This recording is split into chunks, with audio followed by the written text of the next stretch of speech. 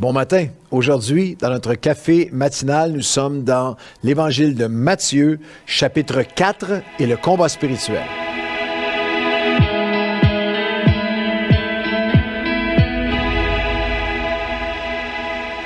Bonjour à tous et bienvenue à votre café matinal. Si vous vous joignez à nous, on va traverser les 4 évangiles, Matthieu, Marc, Luc et Jean, et on va avoir un café matinal par chapitre déjà. Matthieu 1, 2, 3 sont en ligne. Alors, si vous les avez manqués, vous pouvez aller les chercher. Et aujourd'hui, on est dans Matthieu, chapitre 4, et pour chaque chapitre, nous allons aller chercher le trésor, la pensée, la promesse parfois, le principe, la pratique et la prière du chapitre. Et aujourd'hui, dans Matthieu 4, lorsqu'on arrive dans le 4e chapitre de Matthieu, c'est un chapitre sur le combat spirituel. Nous avons Jésus qui vient à peine de sortir des eaux du baptême, est à peine sorti des eaux du baptême, que d'avoir entendu la voix de son Père qui dit « Voici mon Fils bien-aimé en qui j'ai mis toute mon affection ». C'est le dernier verset du chapitre 3, et il sort des eaux de la rivière du Jourdain, et Satan l'attaque immédiatement. S'attaque à mettre en doute ce que Jésus avait entendu de son Père. Et comprenez-le bien pour votre propre vie. C'est ainsi que le combat spirituel prend place, où l'ennemi vient attaquer, vient gruger, vient confronter, mettre en question ce que Dieu a déclaré sur nous. On a terminé notre lecture avec ces paroles extraordinaires. « Tu es mon Fils bien-aimé en qui j'ai mis toute mon affection. » Et avant que Jésus puisse digérer, avant que Jésus puisse juste même respirer dans cette parole si puissante et libératrice, Satan attaque. Dieu a-t-il réellement dit? Si tu es le Fils de Dieu. On est dans Matthieu chapitre 4, le verset 1. Alors, Jésus fut emmené par l'Esprit dans le désert pour être tenté par le diable, et après avoir jeûné 40 jours et 40 nuits, il eut faim, et le tentateur s'étant approché lui dit, « Si tu es le Fils de Dieu. » Tout de suite, mettant en question. C'est ainsi que l'ennemi travaille dans nos vies pour la promesse que Dieu t'a faite pour toi-même, pour ton avenir, pour tes enfants, pour ton mariage, ton couple, pour ta carrière, tes études, des aspirations à servir le Seigneur. Dieu a-t-il réellement dit dans le combat spirituel à lequel nous sommes confrontés chaque jour, dans notre époque moderne, extrêmement rationnelle, cartésienne, très terre à terre, nous avons besoin d'être rappelés que, comme Paul l'a fait avec les Éphésiens, que nous ne luttons pas contre la chair et le sang, qu'il y a un combat dans l'invisible qui prend place. Éphésiens 6, laissez ces paroles que peut-être que vous connaissez bien revenir à votre cœur parce qu'elles doivent s'actualiser dans notre vie de tous les jours. Au reste, Éphésiens 6, versets 10 à 13 et 18, au reste, fortifiez-vous, fortifie-toi chaque jour dans le Seigneur et par sa force toute puissante, revêtez-vous de toutes les armes de Dieu, afin de pouvoir tenir ferme, pas seulement contre les situations humaines, les combats humains, non, contre les ruses du diable. Car nous n'avons pas à lutter contre la chair et le sang, il y a un combat dans l'invisible, mais contre les dominations, autorités, princes de ce monde de ténèbres, contre des esprits méchants dans les lieux célestes qui ont une attaque, une incidence dans notre vie de tous les jours. C'est pourquoi prenez toutes les armes de Dieu afin de pouvoir résister, antithésmie, offrir une force, offrir une résistance, une force contre la force qui vient contre nous dans le mauvais jour, tenir ferme après avoir tout surmonté en faisant en tout temps par l'Esprit, en tout temps, par l'Esprit, toutes sortes de prières et de supplications. Dans ce combat spirituel que nous retrouvons dans Matthieu chapitre 4, il y a quelques étapes importantes. Matthieu 4 nous enseigne qu'il faut réaliser. Cette attaque n'est pas nouvelle. Satan attaquait de la même façon lorsqu'il a attaqué Jésus, le même stratagème avec les mêmes pièges que dans le Jardin d'Éden. L'apôtre Paul dira dans 2 Corinthiens 2, 11, « Car nous ne sommes pas ignorants. Nous ne sommes pas endormis, nous ne sommes pas ignorants de ces attaques, de ces pièges, de ces ruses, de ces stratagèmes afin de ne pas laisser à Satan l'avantage sur nous. On a besoin d'être alerte à cette attaque, de le réaliser. C'est comme ça que l'ennemi attaque. Les premiers mots que nous entendons prononcer par l'ennemi de nos âmes dans le livre des commencements de la Genèse, c'est Dieu a-t-il réellement dit. À Jésus dit là, si tu es le Fils de Dieu. Réalisez, ce qui appartient à Dieu sera toujours attaqué. De la première famille de Adam et Ève au combat spirituel de Jésus dans Matthieu 4 à vous et moi aujourd'hui, l'essence même de l'ennemi de nos âmes, et il est un accusateur, il est un menteur dès le commencement. Celui qui suit, personne n'est à l'abri, celui qui suit le Seigneur, celle qui suit le Seigneur, désire faire sa volonté, sera attaqué. C.S. Lewis a écrit, « L'ennemi ne vous laissera pas découvrir et vous emparer de la vie abondante et de la vie éternelle que Dieu a préparée pour vous sans une attaque continuelle et une attaque aussi qui va être ciblée pour vous reprendre. » Dans le combat spirituel de Matthieu chapitre 4, on a le reflet, l'écho. Dans Luc chapitre 4, on ajoute ceci, Luc ajoute ceci. Après l'avoir tenté de toutes ses manières, le diable s'éloigna de lui jusqu'à un moment favorable. C'est un des aspects importants du combat spirituel. Est-ce que vous savez discerner ces moments dans vos vies qui sont favorables à l'ennemi pour vous attaquer de différentes façons. Des moments favorables pour des attaques de l'ennemi, où vous êtes plus vulnérable, plus sensible. Des saisons, des moments de votre vie, ça peut être des saisons de fatigue ou d'offense ou d'attente ou des saisons de déception ou des saisons parfois même d'abondance où on baisse la garde, des saisons d'épuisement spirituel. Êtes-vous capable de discerner, êtes-vous alerte à discerner les sphères de votre vie où l'ennemi est favorable, des saisons plus favorables ou des sphères de votre vie, des carences dans votre personnalité, des traits de personnalité, des parties de votre héritage humain, religieux, familial, faiblesse, saison ou moment meurtrier pour votre appel, où celui qui vient pour tuer, égorger et détruire cherche un moment favorable. Dans le combat spirituel, il faut réaliser, et dans le combat spirituel, il faut aussi répondre. Pourquoi l'ennemi vous attaque-t-il? Parce que vous êtes en tant qu'enfant de Dieu, vous avez une valeur éternelle et inestimable, une œuvre éternelle et inestimable à accomplir pour Dieu.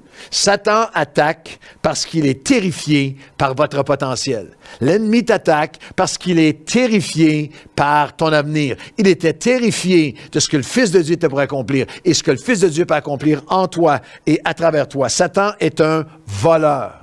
Et le voleur ne vient pas dévaliser des maisons vides sans valeur. Satan ne tente pas l'enfant de Dieu parce qu'il a le péché en lui, mais parce qu'il a la grâce de Dieu en lui. S'il n'avait aucune grâce, aucun esprit de Dieu en toi, l'ennemi ne t'attaquerait pas, il te laisserait aller dans tes voies loin de Dieu. Un voleur attaque la maison avec de grands trésors. J'étais halluciné, assez stupéfait de lire un article sur un encan de la prestigieuse firme Sotheby's. Ça a eu lieu à New York. Et là, il y a toutes sortes d'items qui ont été vendus, des items qui sont ancrés dans l'histoire, mais à des prix vraiment faramineux. La brosse à dents de Napoléon, 75 000 €. Le collier de fausses perles de Jacqueline Kennedy Onassis, 300 000 €, et les bâtons de golf en bois qui datent des années 60, un bâton de bois de golf de John F. Kennedy, 1 200 000 €.